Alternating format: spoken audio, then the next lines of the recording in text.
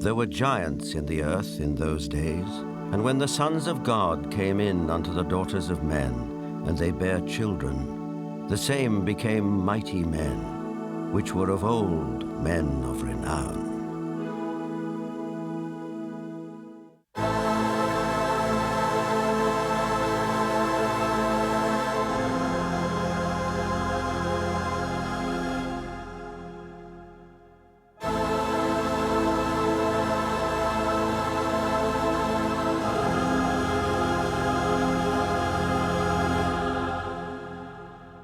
The Maya and Incas of South America believed a race of giants existed on Earth before the Great Flood.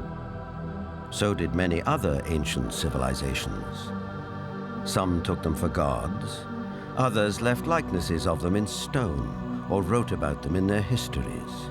The Greeks and Romans told of blood falling from heaven and landing in the lap of the earth goddess Gaia, who gave birth to the Titans, a race of fearsome giants.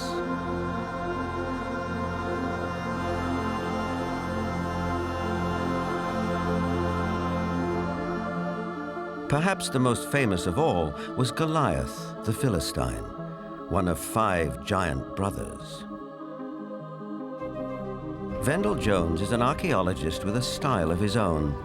He spent a lifetime tracking down Goliath and the Ark of the Covenant, with which the Jewish holy book of the Midrash tells us the giant made off.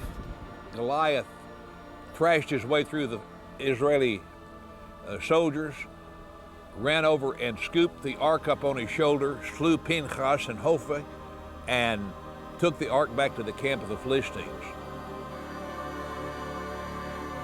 It was in this field, 15 miles southwest of present-day Jerusalem, that legend says Goliath was finally slain.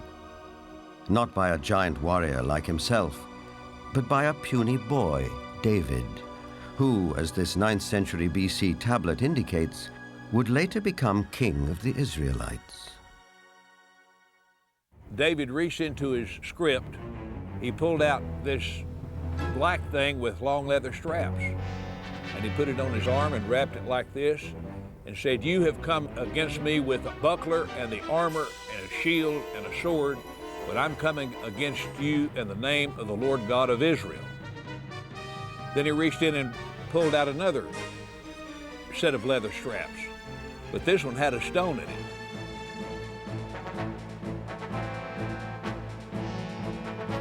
And like this, the shepherd boy cracked Goliath, stunned him. He didn't kill him. Goliath fell on his hands and knees.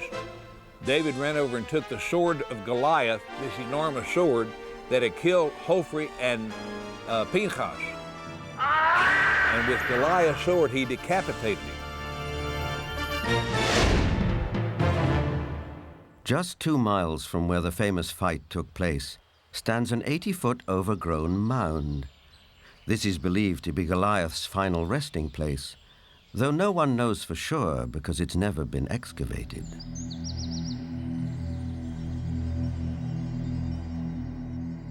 In the American Midwest, there are also many large mounds, which are said to be graves.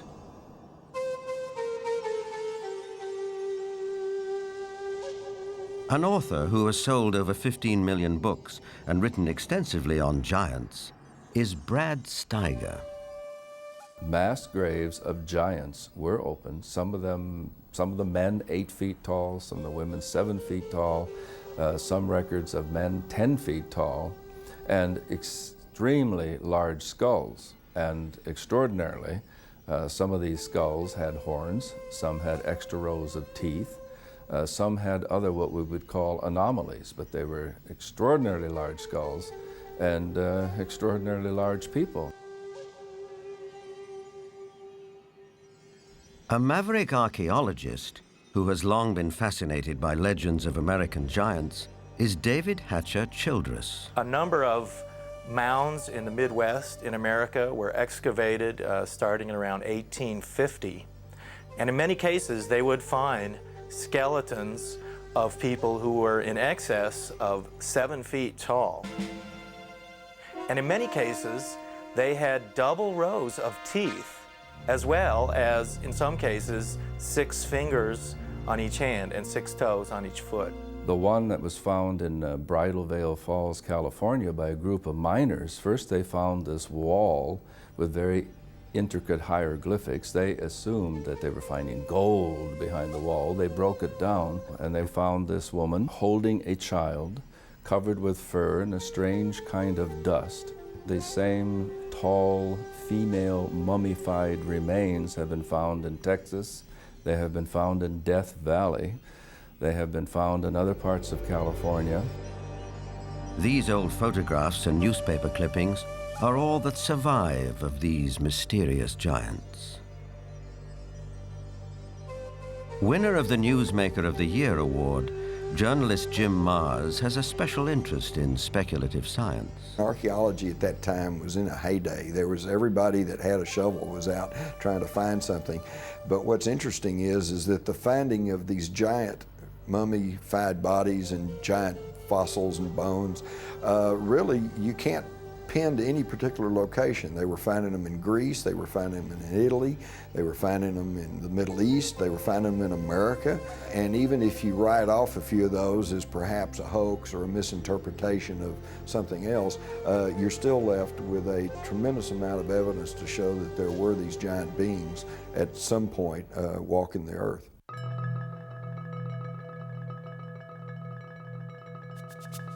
In 1912, ranchers started coming to this isolated cave near Lovelock, Nevada, to dig out bat guano for fertilizer. Inside, a surprise was waiting for them. They began excavating the 10 to 15 feet of guano that was here in this cave. They started discovering some unusual artifacts. They found duck decoys and baskets, other things for hunting and fishing in the nearby lake that's now drying up. But then they made some very unusual discoveries, and those were of red-haired giants that were mummified. These giants were 6.5 to 7 feet tall. In many cases, they were mummified, wrapped up like Egyptian mummies, and they had long red hair going down to their shoulders. The ranchers couldn't explain it. It was the strangest thing they'd ever seen. But the Paiute Indians who lived around here knew all about it. In fact, back in 1883, Sarah Winnemucca, a Paiute Indian princess, had written a book called Life Among the Paiutes. In that book, she talked all about the giant, red-haired people who used to live around this lake and live in this cave. She claimed they were cannibals. That tribe would eat the dead. They would make war on my people. My people went to work and gathered wood to fill up the mouth of the cave.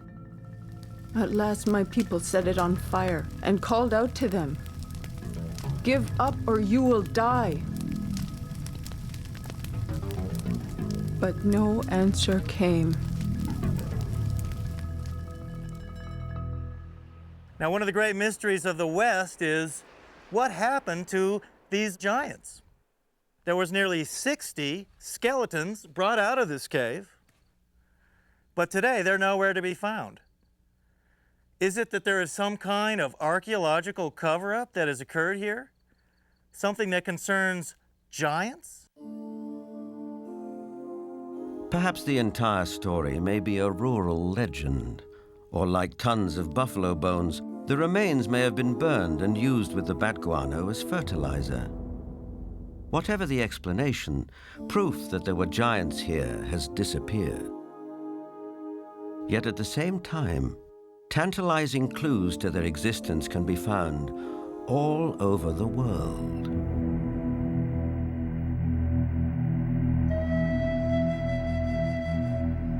In South America, there are giant figures carved into rock so huge that at ground level it's hard to tell what they depict. Though from the sky, that becomes dramatically clear.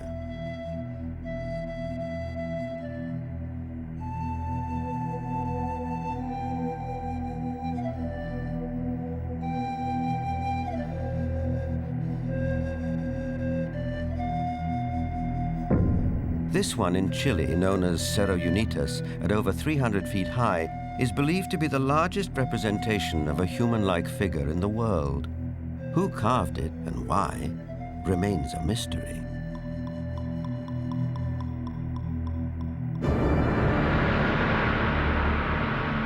Half a world away in the United Kingdom, other giant figures stare up into the sky. This one is known as Cerne Abbas near Shaftesbury. Cut into the chalky hillside, no one knows how long ago, it may represent the mythical hero Hercules. 160 miles away, the Long Man of Wilmington, 280 feet from head to toe. It emerges from the English hillside like a giant god from another era. Britain is crowded with such sites associated with giants. An authority on English folklore and the giants of Britain is Jennifer Westwood. In the beginning, in Britain, it was inhabited only by giants. And in those days, it was called Albion. And after the fall of Troy, a hero called Brutus came here with all his men and decided to conquer Albion.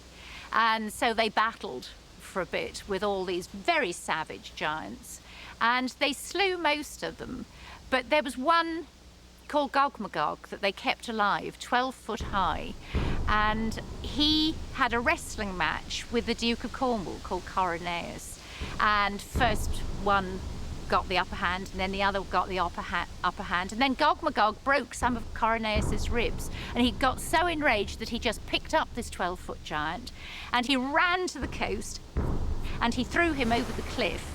And the giant was smashed on the stones below, and his blood stained the rocks red.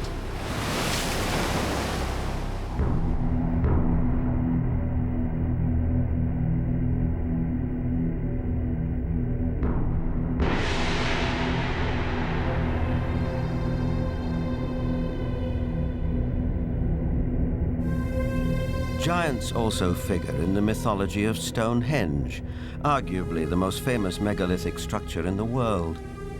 These massive standing stones, the largest 30 feet tall and weighing 50 tons, were erected here thousands of years ago. The early Britons called the stone circle the Giant's Dance and believed giants had built it. Who really built Stonehenge and how they did it are enduring mysteries. Perhaps in the end, we have to turn to legends for an answer. This was somebody in the past with a technology that we don't have, or a magical skill we don't have, creating these things.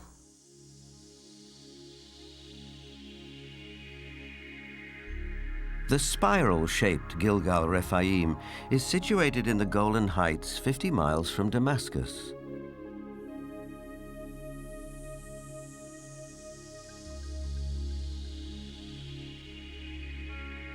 Constructed from an estimated 40,000 tons of loose rocks, it is remarkably reminiscent of Stonehenge. Both have been dated at around 5,000 years old and have similar megalithic stones. And like Stonehenge, Gilgal is also said to be associated with giants. Only in this case, there's biblical text which seems to support the claim.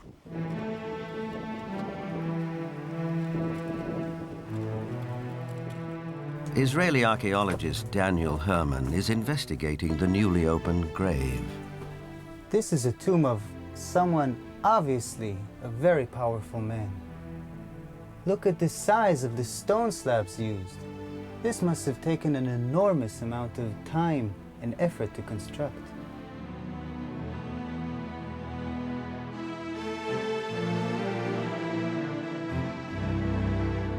When the Israelites came here and wrote their Bible, it was already here. They saw it. So they have documented the identification of the site by saying that this region was ruled by Og, king of the Bashan. Og is described in the book of Deuteronomy as, and I quote, "For only Og, king of Bashan, remained of the remnant of the Rephaim." Rephaim is Hebrew word for giants.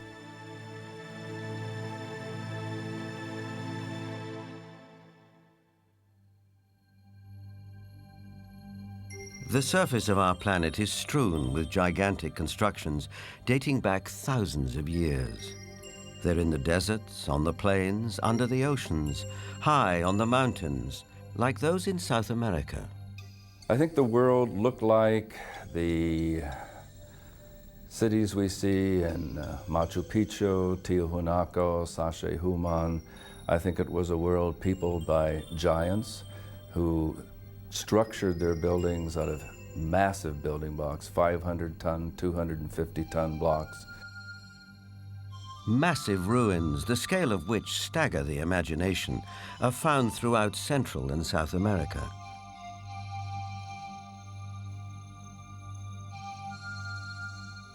Even a skeptic might be tempted to ask, who could have built these architectural wonders, if not a race of giants?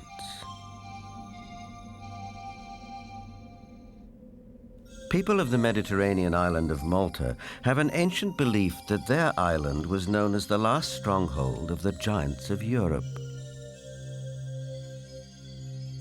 An explorer who has made a lifelong study of megalithic structures is the best-selling author of The Eyes of the Sphinx, Eric von Daniken. Malta has gigantic temples. They date really back to the past. Nobody knows exactly, but 5,000 years at least BC. And one of the temple in Gozo still today has the name, the Temple of Giant, Gigantia, they call it there. A local legend says the temple was built by the giantess Sansuna. The blocks are so huge, so heavy, that no normal human being could have moved it. In Bolivia, only 30 kilometers from Lake Titicaca, there are gigantic stone platforms all over the place. The largest of it was once 29 meters long. Its weight has been calculated with 900 tons. Now, this is on a place where we are 4,100 meters high in the Andes, which means there are no trees, no wood, nothing. It is not possible to transport a 900-ton platform without any wooden rollers. Even with wooden rollers, it would be extremely complicated. So these facts are here. You can see them, touch them, photograph them, but there is no explanation for it. For sure, the pre-Inca Indians, the Aymara, were not able to move it. So what is it? What's the result? We don't know. On many places on Earth, we find structures which could be related or to ETs, to a technology which we do not understand, or to giants. ETs, giants, a secret technology? Believers take it in their stride. Here's the best-selling author of Architects of the Underworld, Bruce Rux. The architects are that race or those races who built all the megaliths in the old world, the pyramids, Stonehenge. They are the people who walked before us, the ones who inhabited this world before we did. We have called them gods. We have sometimes called them giants. They left their handiwork behind, and we have not been able to duplicate it. We've only reached the point now where we can really appreciate it. In Lebanon, 44 miles from Beirut, are the imposing ruins of Baalbek. There is mention of this place in the Old Testament's Book of Kings. Baalbek in particular is a very good example. That has the trilithon. Those are the largest stones in the world ever used for construction. They're so large we don't even know their actual weight. Those stones were somehow quarried, moved 5 miles, lifted 25, 30 feet in the air, and placed together so closely that you can't fit a razor blade or a piece of paper in between them. We have no idea how they did it. We don't have a crane in the world that can lift weights anywhere near what those things are. No one knows for sure, but according to Arab tradition, the earliest temples were built here after the Great Flood by a tribe of giants for the biblical king Nimrod.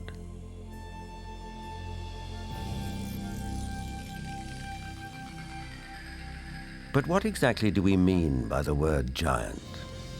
Bloodthirsty monsters like the one-eyed Cyclops of Homer's Odyssey? Or the fee-fi-fo-fum ogres of children's fairy tales?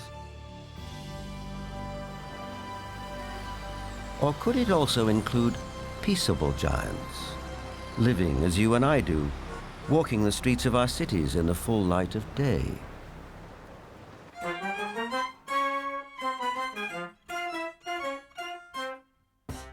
There are really two kinds of people who could be considered giants. There are giants who are genetically programmed to be tall, people who are normal, but their genes mean that their genes lead them to be very, very tall. And then there are people who suffer from some kind of a disorder, the most common of which, or at least the most well-known of which, is acromegaly, which is a disease in which there is too much growth hormone produced. And acromegaly has a lot of effects on the body. It not only leads to excessively tall people, but it also leads to potential problems with the skeleton and potential problems with some of the organs inside.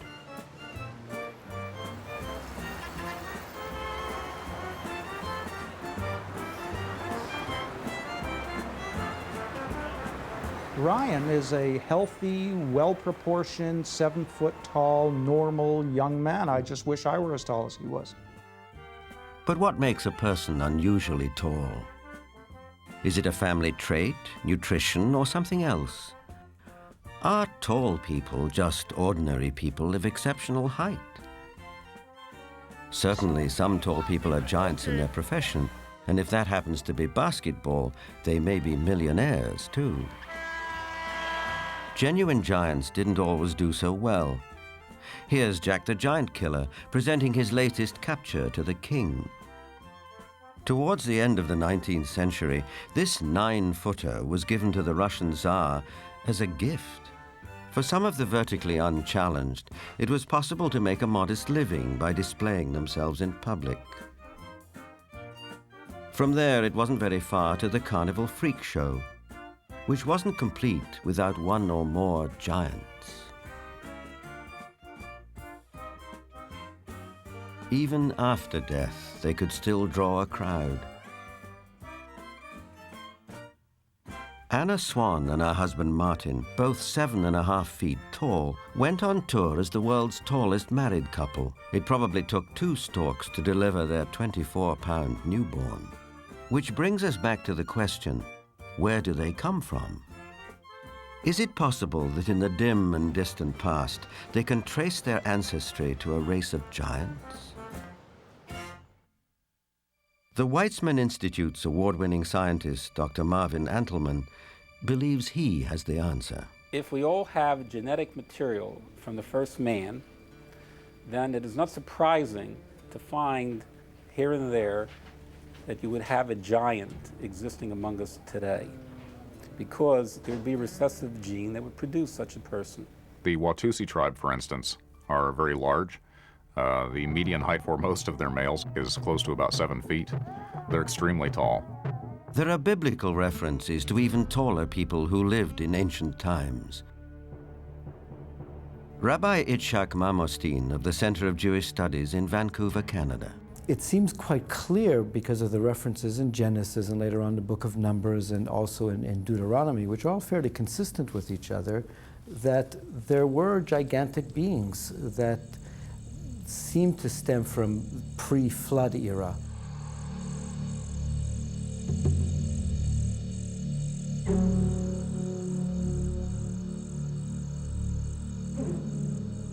Is it possible that environmental conditions of past ages favored the development of giants? Certainly we know from fossil evidence that some species, like dinosaurs, grew many times larger than they do today. A supporter of this thought-provoking and controversial theory is Dr. Carl Bohr. Optimal genetic expression means the best that the organism has within the DNA is expressed because of favorable atmospheric conditions. Based on fossil evidence, trees like the California giant sequoia grew much larger than they do today. One theory explains this by proposing that environmental conditions in the distant past were more conducive to gigantic growth.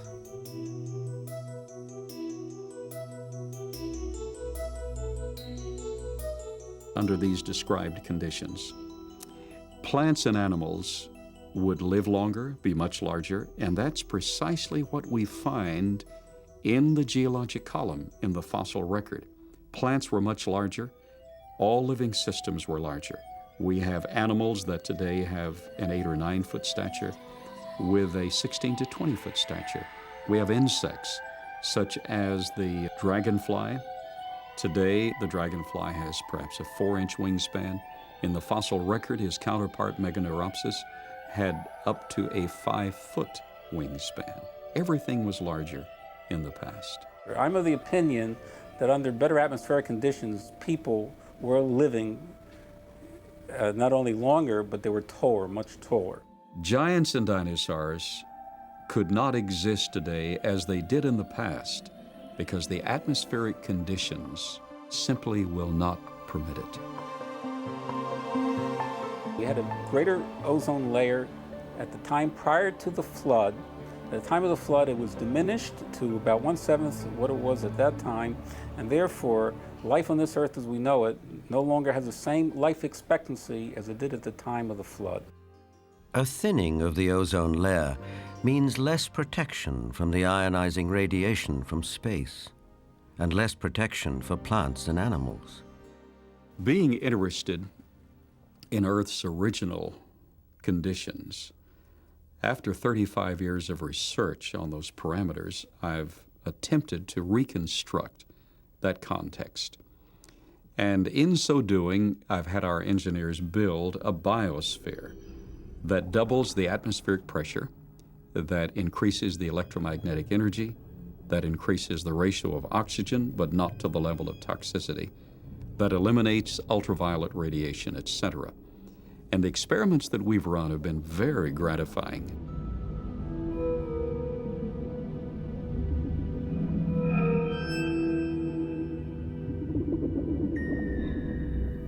In our controlled scientific experiment, we have measured the effects of a pulsed electromagnetic field on biological systems. We have these Pacu piranha fish that normally at 3.5 years of age are about this size under optimal conditions. Yet we have them now in excess of 20 inches, weighing just under 5 pounds each. Under these controlled conditions, we have succeeded in producing giantism at an accelerated rate. Taken at face value, the research looks persuasive, though it has not yet been replicated by other scientists.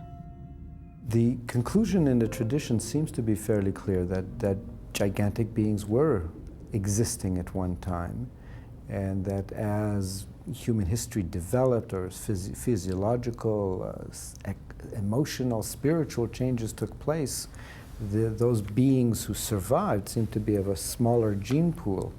But the possibility that there were other strands of humanity, as it were, seems to be almost explicitly stated in the Bible itself. In the book of Numbers, we are told that after wandering in the desert with his people, Moses sent out scouts to find a place where they could settle. The scouts went north to Hebron. On their return, they reported, "All the people we saw there are men of gigantic size. We felt no bigger than grasshoppers, and that is how we looked to them."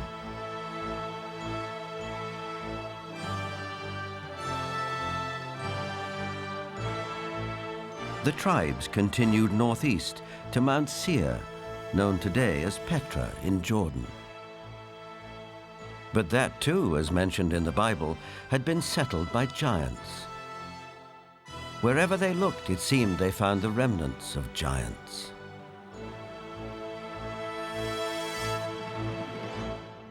If we look at Scripture, there were giants in the earth in those days. And if we take that literally rather than symbolically, that there were simply men of great powers and extraordinary abilities, then we could say that the first men, the first humans, were giants, or we could theorize that these giants came from somewhere else and used Earth as a colony. In itself, This notion is a startling idea. But a people more ancient than the Israelites believed the very same thing.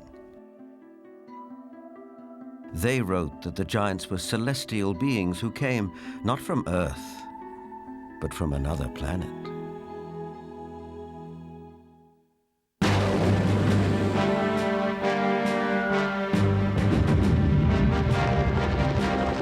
This is the battleground of the Gulf War. We know it as Iraq. In the distant past, several great civilizations sprang up here. One of them, Babylon, was legendary for its wealth and splendor.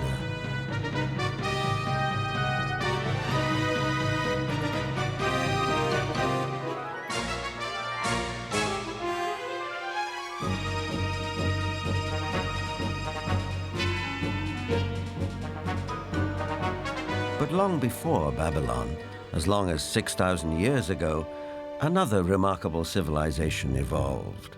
Its people were the Sumerians, who had an extraordinarily advanced culture. Their list of first just almost sounds like a whole list of our whole society. They had the first bicameral Congress, they had the first writing, they had the first school systems, and you know, you just go on and on and on. So you have to ask, well, where did all this come from? And I think that you need to turn to the ancient Sumerians themselves and listen very carefully to what they have to say, because what they have to say, not just in one place, but over and over and over again, is that they were taught civilization by these beings that came from the heavens to the earth. They called them the Anunnaki.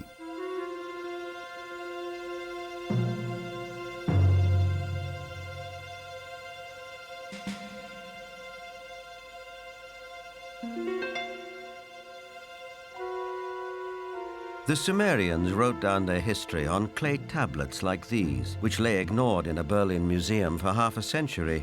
Few people have been able to decipher this ancient language, but one of them is Zechariah Sitchin. The writings and the pictorial evidence left behind by the Sumerians going back 6,000 years speak and depict people who came from another planet called Nibiru, and many of the depictions show them much bigger, at least by a third, perhaps more than the average human being, so they were giants. This Sumerian cylinder seal from a Berlin museum is astonishing for several reasons. First, it depicts our solar system with the sun at the center and the planets arrayed around it, a fact not known to European science till around 300 years ago. It also shows the planet Pluto, which we didn't discover till 1930. And amazingly, there's another planet, which the Sumerians called Nibiru, and believed that it was from where the Anunnaki, or celestial giants, came from. If you look at the three figures depicted here, they all look more or less the same size. But if you bear in mind that this figure of the deity, that he is seated, and you add from the knee to the hip to his size, you will realize that he is about 10 feet tall, a giant, one of those who from heaven to earth came. Looking for signs of extraterrestrial life, astronomers have searched deeper and deeper into the universe. But all along, maybe they should have been looking closer to home. For it's in our own solar system that a mysterious object has recently been detected, near where the Sumerians placed their planet Nibiru, home of the Anunnaki. For the believers, this is convincing evidence that the celestial giants are real.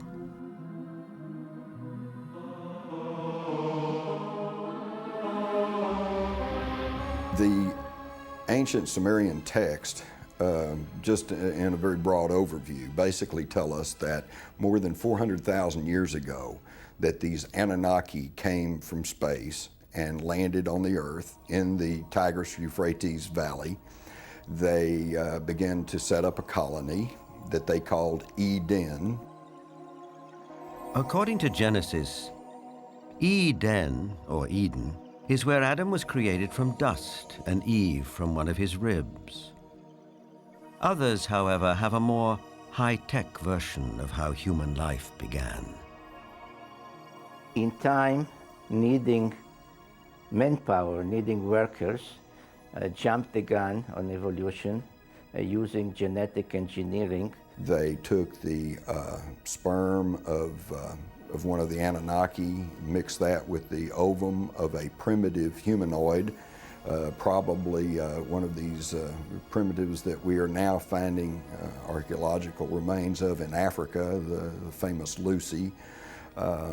And they produced a hybrid which eventually became Cro-Magnon or modern man. Legend has it that when the Anunnaki came back after several thousand years to see how their genetic handiwork had turned out, they found the Earth females irresistibly attractive. It starts in the Bible. There you can read, in the beginning at Moses, when the sons of the gods saw that the daughter of men were beauty, they took them to wife. Later, out of the body's womb, giants came. So destructive were these titans that the Anunnaki who fathered them decided to destroy them. The apocryphal book of Baruch even tells us how many giants were wiped out.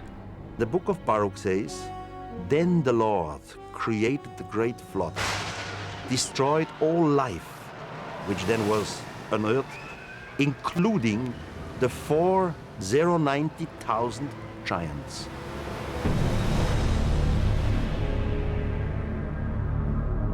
As the story goes, some of the Titans survived, but their reign as rulers of the earth was over, and humans became the dominant species.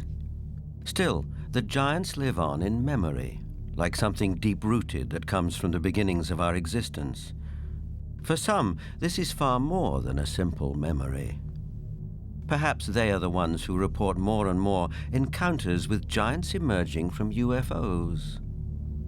These believers will assure you that the Anunnaki or celestial giants are coming back.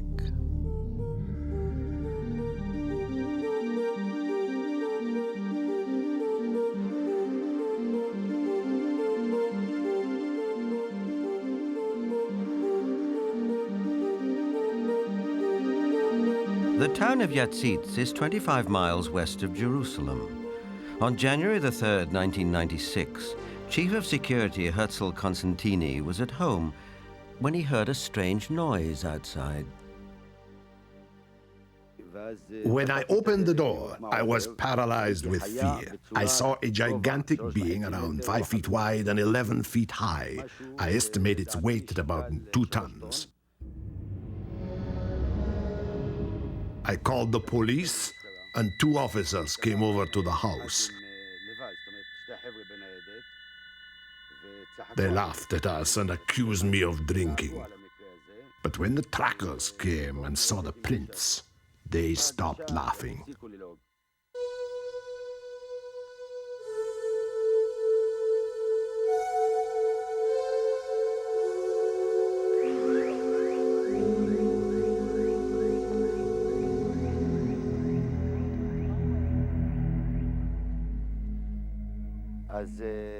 The tracks led right across my field. Many of them were 14 inches deep.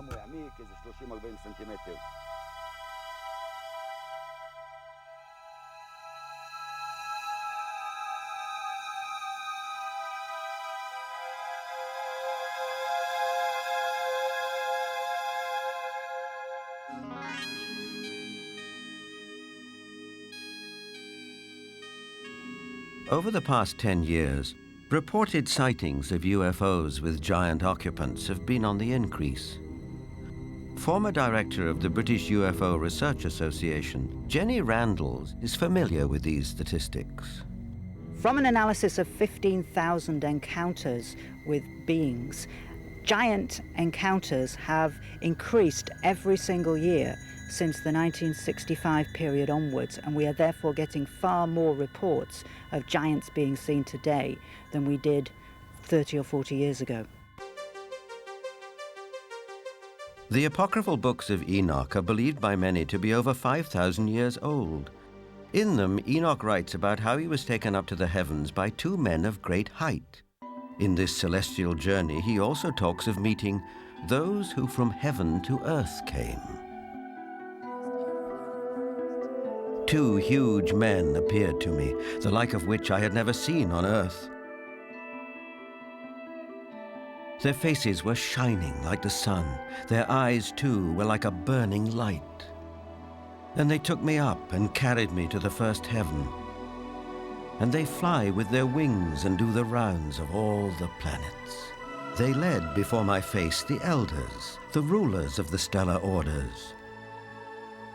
These groups carry out and carefully study the movements of the stars. Enoch is taken up to the sky at least 3 times. In our 2 days view, we would say he was taken up to a mother spaceship. There he has a discussion with what is called the highest, whatever the highest is. We would say maybe the commander of the spaceship. In other words, Enoch is what we would call a victim of alien abduction. This might seem like a far-fetched interpretation of a text written a very long time ago. On the other hand, present-day accounts by people who claim to be abductees are not so very different. The elders were 6 to 9 feet tall. They had white hair, pale skin, almost albino, light blue eyes, wore white robes, and had no shoes on at all. And they could speak audibly, and they could also speak through mental telepathy. I've checked the owner's manual that came with my brain, and nowhere, even in the small print, does it say that all dreaming will be between the hours of 11 p.m. and 8 a.m. That generally speaking, it is, but what we know is the brain can generate extremely vivid images, extremely real and lifelike things that are hallucinations. But events in the Russian city of Voronezh can't be so easily explained. In this instance, there were at least 20 witnesses. Could they all have been dreaming the same dream in broad daylight?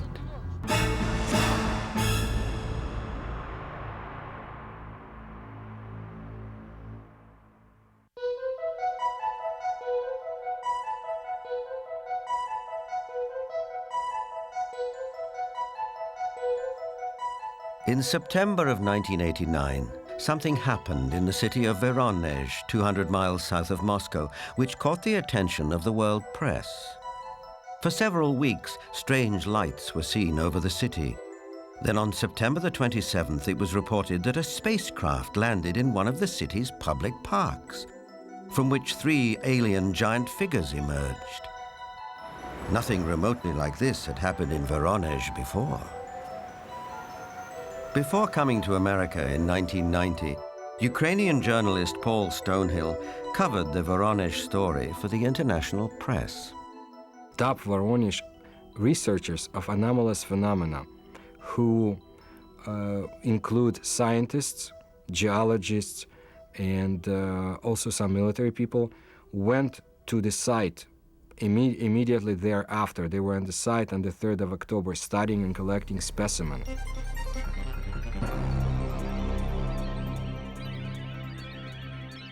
The encounter became a media sensation on national television and in the international press. Не было, ну уже хотя бы потому, что не было до сих пор в Воронеже событий подобных тем, а Drawings of the landings by children who were there capture the event vividly. It attracted the attention of the media around the world because it was effectively endorsed by TASS, the Soviet news agency, who up until that time had certainly not given any credence at all to this kind of story. They had the chance to talk to many eyewitnesses, adults as well as kids, policemen, school teachers, students, scientists who had witnessed similar or even differently shaped UFOs. The underlying theme was that giant-like beings exited from strange-looking craft, did some research throughout Voronezh, and were able to get back to their craft and fly away. For once we had a genuine large number of people all correlating with one another, describing the appearance of these giants. So it was not a case of you simply believe a witness or you don't. Here you couldn't fail to believe them because there were so many of them talking in concert. I was standing not far from the main road of the South Park, and I saw this flying object at an approximate height 250 meters. It stayed at the same height and did not move horizontally. I was very interested by all that, because it could not be any kind of meteorological balloon. There was a squeaking sound. Perhaps some drilling tool was operating, like it was boring a hole in the ground. The creatures started coming out. They did not look too much like humans. They were much taller than humans. They did have shoulders, but I didn't see the head. He was huge, really huge, bigger than we are. He was a mighty figure. In 1989, Sergei Makarov was one of the school children who was in the Voronezh Park. I remember a crowd that gathered around the place. Everybody was scared. Everybody turned pale. I was absolutely flabbergasted. Denis Bozhenko was also one of the boys in the park on that day in September 1989. I saw some traces there, and also a strange man. Outwardly, he looked like any other man, only he was huge. A moment later, he suddenly disappeared. I had no doubt that the UFO and the giants existed, because I saw them. But sometimes when I look back, it seems sort of like a fairy tale.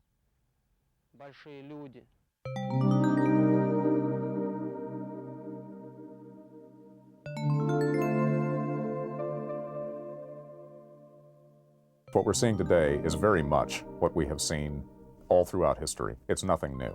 Anything going on with the UFO phenomenon today is something that has always been around, and you can find it in ancient mythology all over the world.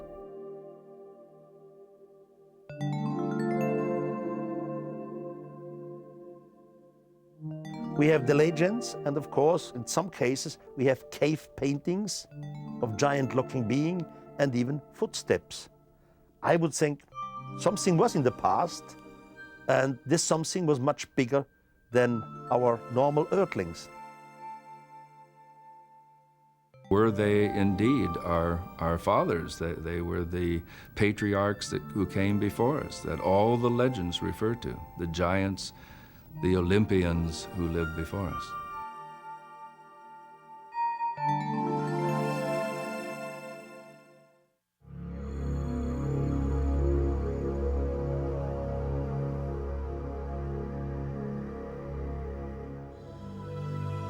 Whether fact or fantasy, giants have occupied our collective consciousness for as long as we can remember. But did a race of giants ever truly walk the earth? The ancient texts, as well as some of the evidence, suggest they did. And is it possible that recessive genes in the 7- and 8-footers that walk amongst us today could be connected to a former race of giants? Now, with reports like the giants of Voronezh, one wonders if perhaps the godlike giants of the Sumerians are coming back. But whether they are real, imagined, or allegorical, one thing is for sure. The mystery and the myth of giants will be with us for a long time to come.